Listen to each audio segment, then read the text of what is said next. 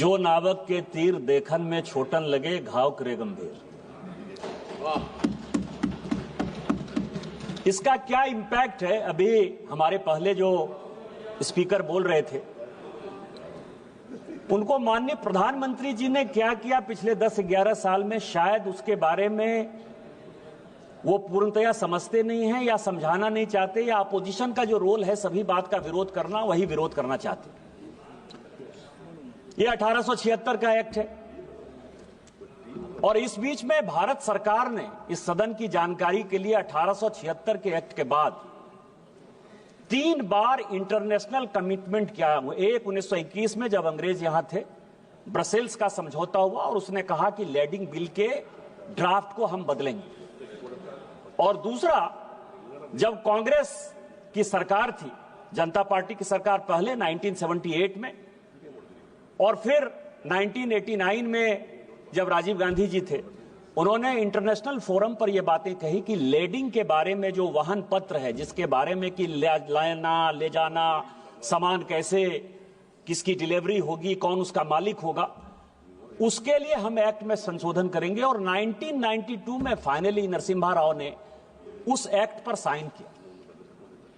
1921 से लेके आज तक 2025 तक किसी भी सरकार ने यह नहीं सोचा कि 1876 के इस एक्ट को बदलना है।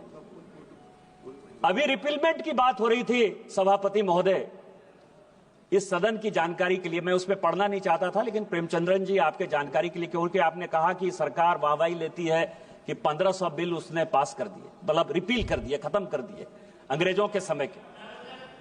मैं आपको केवल 1874 का, इस सदन की जानकारी के लिए और इस देश की जानकारी के लिए, 1874 में एक बिल अंग्रेज लेकर आए, ड्रामेटिक एक्ट बिल, क्योंकि उनको यह लगता था कि आजादी के आंदोलन, जो ये ड्रामा है, जो नाटक है, जो गीत है, ये जो गाया जाता है, सड़क पर उतरकर जो लोग गाते हैं, ये देशद्रोह है।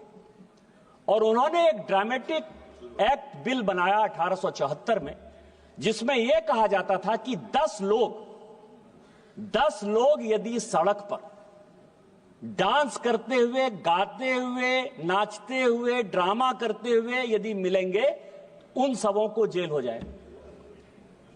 उस एक्ट के आधार पर सभापति महोदय, क्या आपको नहीं लगता कि दूल्हा जो है वो बारात के साथ जेल चला जाता?